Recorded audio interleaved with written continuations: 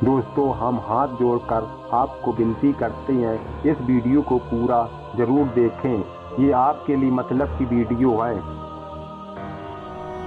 दोस्तों हम लोगों को हमेशा लगता है कि पुण्य कर्म करने वाले को स्वर्ग की प्राप्ति होती है तथा पापी नीच क्रूर लोगों को नरक में जाना पड़ता है, लेकिन आप गलत हैं। इस कथा के माध्यम से हम आपको बताएंगे कि स्वर्ग में जाने का असली हकदार कौन है और वह कौन से कर्म है जिससे आपके सारे कष्ट और पाप समाप्त हो जाते हैं। तो आइए दोस्तों जानते हैं इस पवित्र कथा के माध्यम से। दोस्तों एक बार धरती लोक पर 4 व्यक्तियों की मृत्यु एक ही साथ हुई थी। वे सभी लोग विचारों में अलग अलग प्रदेश के रहने वाले थे। केवल सहयोग से ही उन चारों का अंत एक ही समय में हो गया था। एक ही समय पर यम के दूत उन चारों को लेने के लिए आए थे। मरने वालों में एक तो किसी प्रदेश का राजा था, दूसरा बड़ी धनी व्यापारी था, तीसरा एक पूजा पाठ करने वाला पंडित था और चौथा गरीब मजदूर था जो दिन भर मेहनत करके अपने परिवार का पालन पोषण करता था। चारों की आत्माओं को लेकर यमदूत मृत्यु के देवता धर्मराज की सभा में आकाश मार्ग से लेकर चारों आत्माओं को जा रहे थे। जब यमराज दूत उन चारों आत्माओं को लेकर यमराज के सभा में पहुंचे तो उनके सम्मुख जाकर खड़े हो गए। वे चारों सोच रहे थे कि कौन स्वर्ग में जाएगा और कौन नरक में जाएगा। यमराज अपने आसन पर विराजमान नहीं हुए थे। उससे पहले चारों आपस में बातचीत करते हुए स्वयं को ईश्वर का मिलना चाहिए यह कहने लगे। सभी पहले राजा को कहने लगा, देखो मुझे तो धर्मराज पक्का स्वर्ग में ही भेज देंगे, क्योंकि मैं एक विश्व विख्यात राजा हूँ। मैंने अपने अनेक सदा कर्मों से धरती लोक पर अपना खूब नाम कमाया है और चारों तरफ लोग मेरे अच्छे कर्मों की चर्चा करते हैं। कभी भी कोई मेरे द्वार से खाली हाथ नहीं गया। जो भी आया मैंने उसे इतना दिया कि वह जीवन भर मेरा नाम नहीं भूल पाया। हर तरफ मेरे नाम का यश गान हो रहा है। मेरे द्वारा लुटाए गए दान से लाखों लोगों को खाने को अन्न मिला और रहने को आसरा मिला।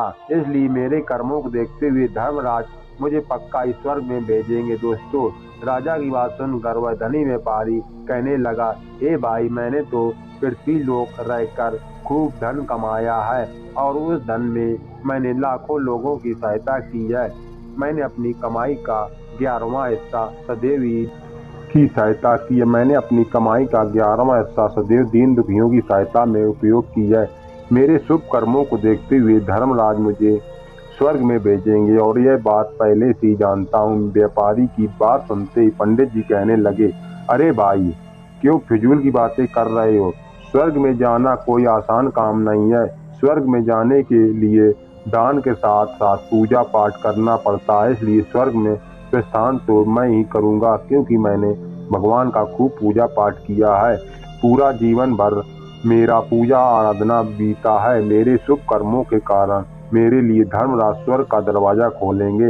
यह बात भी अच्छी तरह से जानता हूँ। जब इस प्रकार तीनों ने अपनी अपनी बातों की ओर अपने अपने विचार रखे, फिर वह तीनों लोग उसे चौथे व्यक्ति मजदूर की ओर देखते हैं कि आप यह क्या कहता है, क्या इसने भी कोई अच्छा काम किया है या नहीं, या फिर इसका पूरा जीवन मजदूरी करते हुए दूसरों के अधीन रहकर ही बीता है। दूर उन सबकी बातों को चुपचाप नीचे नजरों में झुकाया खड़ा सुनता रहा और वे तीनों बड़े गर्व से अपनी प्रशंसा में झूठे थे।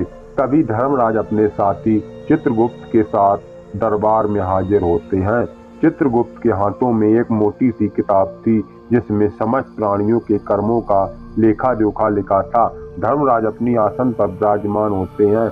इसके बाद चित्रगुप्त ने राजा को अपने पास बुलाया और उससे पूछने लगे कि तुम बताओ, तुम तो धरती पर बड़े ही विख्यात राजा थे। तुमने अपनी जीवन में कौन कौन से शुभ कर्म किए हैं तथा कितने लोगों को दुख दिया है, कितने लोगों को भला किया है?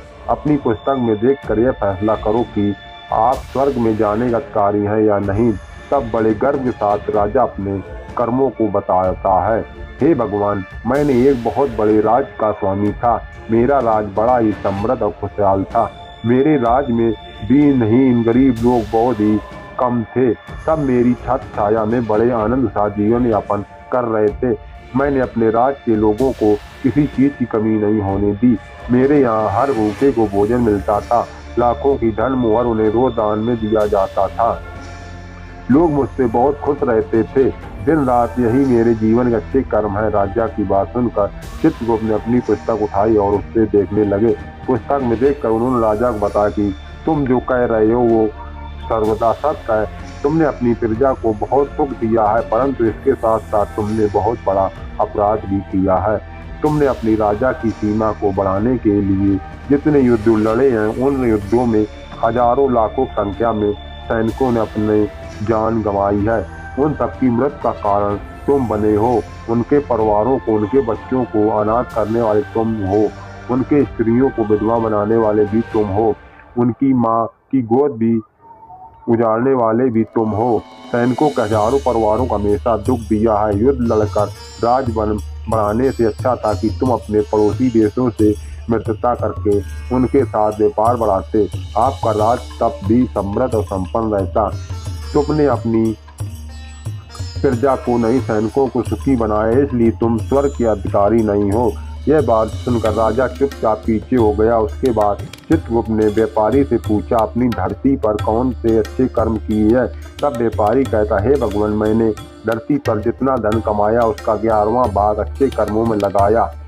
लाखों को लोगों को भोजन कराया, कई शास्त्रों को दान दिया है, बेघरों लोगों को अपने धन से भर दिया है, कई शहरों में मंदिरों का निर्माण कराया है, कई जगहों में धर्मशालाएं बनाई, प्रत्येक तीर्थ में भंडारे करवाए। यही मेरे जीवन के अच्छे कर्म है। व्यापारी की बात सुनते ही के बाद चित्रगुप्त ने अपनी पुस्तक खोली, जिसमें उसके जीवन सारे अच्छे बुरे कर्म लिखे थे। चित्रगुप्त ने बताया कि देखो, तुम जो कहते वह सत्य है। तुमने धरती पर खूब दान धर्म किया है, पर तुम्हारे पाप यह है कि तुमने धरती पर जो दान धर्म किया है वह तुमने उसे पैसे से किया है, जिसको कमाने के लिए तुमने बहुत झूठ बोला है। तुमने बहुत ठगी की है, कई चीज़ों में मिलावट करके बेचा है, नकली चीज़ों को असली के दाम में बेचा है, कितने व्यापारियों को रास्ते से हटाया है। तुम्हारे इन कर्मों से अनजाने में कितने लोग बीमार होकर मर गए हैं, कितनों ने आत्महत्या कर ली है, कितनों की मेहनत का पैसा तुम्हारे पास चला आया। उन सब लोगों की बददुआ तुम्हारे साथ है।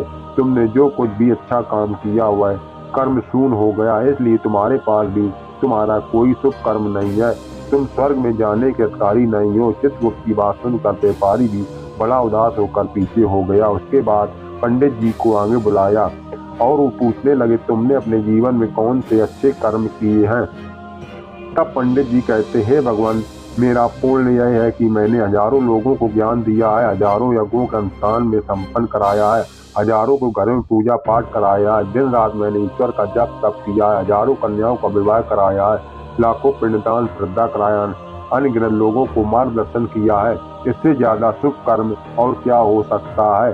तब चित्रगुप्त अपनी पुस्तक में देखकर बताते, हे पंडित महाराज, आपका कहना सत्य है। आपने वास्तव में हजारों लोगों को ज्ञान दिया है, लेकिन उस ज्ञान में स्वयं कभी अमल नहीं किया है। आपने सैकड़ों यज्ञ पूजा अनुष्ठान करते, पर उसको निस्वार्थ भाव से किया, कोई भी कर्म नहीं था। तुम हमेशा से धन के लालची रहे हो, इसलिए तुम स्वर्ग में जाने का अधिकारी नहीं हो। अब तो दान होते हुए पंडित जी भी पीछे हो गए। अब बचा है केवल मजदूर। यह सब देखकर बड़ा हैरान था कि अब तक वह जिनको बस इतना महान समझ रहा था, उनसे भी कोई भी स्वर्ग का अधिकारी नहीं रहा। तो मैं किसे स्वर्ग में जा सकता हूँ? मुझे तो स्वर्ग की कल्पना भी नहीं करनी चाहिए, क्योंकि मैं तो कभी पूजा पाठ जप तप दान करने के लायक भी नहीं था। शुभ कर्म कहाँ से करता? तो मेहनत मजदूरी करके सारे जीवन अपने परिवार का भरण पोषण करता रहा। वह मजदूर यह सब बातें सोच ही रहा था। इतने में ही चित्रगुप्त ने उसे भी आवाज लगा दी और उससे पूछा, किंतु वह मजदूर तो पहले से ही कहने लगा, भगवान, मैंने धरती पर एक गरीब के घर में जन्म लिया था, दान हवन पूजा पाठ करने के लायक ही नहीं था, तो मैं शुभ कर्म कहाँ से करता? मैं तो अपने परिवार का पालन पोषण बड़ी मुश्किल से कर लेता था। मैं जानता ही भगवान के स्वर्ग में जाने का अधिकारी नहीं हूँ। मैंने धरती पर भी नर्क भोगा है और आगे भी नर्क में ही जाने की हैसियत है, किंतु फिर यहाँ पर भी मेरी एक इच्छा है, स्वर्ग में तो नहीं जा पाऊंगा, लेकिन एक बार स्वर्ग को अपनी आंखों को झपका कर देखना चाहता हूँ। इससे अधिक मेरी कोई इच्छा नहीं है, क्योंकि मैंने ऐसा कोई कर्म नहीं किया जो कुछ देर के लिए ही मुझे स्वर्ग पहुंचा दे। मजदूर की बात, लोगों की सेवा के लिए मेरे पास समय नहीं बचा था, पर अपने बूढ़े माँ बाप की सेवा में लगा देता था। उनके लिए मैं उन्हें खिलाता पिलाता, उनके वस्त्र बदलता, यही मेरी दिनचर्या थी। मुझे तो मंदिर जाने का भी अवसर नहीं मिलता था। मजदूर की बात सुनकर चित्रगुप्त ने अपनी पुस्तक में देखकर पूछा, हे मानव, तुम ध्यान से सोचकर बताओ कि तुमने कभी तो कोई शुभ कर्म किया होगा। तब मजदूर अपने पूरे जीवन के घटनाक्रम को याद करता है। तब उसे याद आता है कि एक बार उसे बहुत तेज भूख लगी थी। वह रोटी खाने के लिए बैठा ही था, कितने में वहाँ एक बहुत कमजोर बीमार कुत्ता टहलता हुआ वहाँ आ गया, जो ठीक से चल भी नहीं पाता था। वह आकर मेरे सामने बैठ गया और मेरी रोटी की ओर गौर से देखने लगा। मैं समझ गया कि वह कुत्ता बहुत भूखा है। मेरे अंदर से आवाज आई कि बेजुबान जानवर को छोड़कर तू अकेला कैसे खा सकता है। मैंने वह रोटी स्वयं न खाकर उस कुत्ते को खिला दी। उस दिन मैंने पूरे दिन भूखे पेट रहकर ही काम किया था।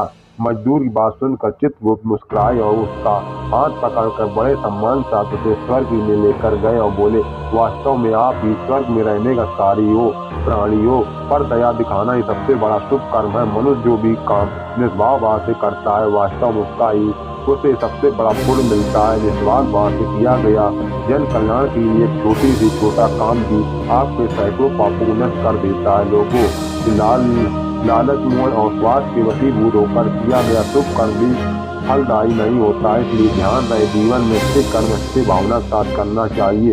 ऐसा नहीं करना चाहिए कि अपने किसी से धन छीन कर या चुरा कर कर्म लगा दिया तो वह धन आपको कभी नर्क की ओर, बाद में उसी धन को दान पुण्य में जाने से नहीं उबर सकता। दोस्तों, स्वर्ग में वही व्यक्ति जाता है जिसने निष्कर्म स्वार्थ भाव से प्राणियों की सेवा की हो, भले ही उसने जीवन में एक पैसा भी दान न किया हो।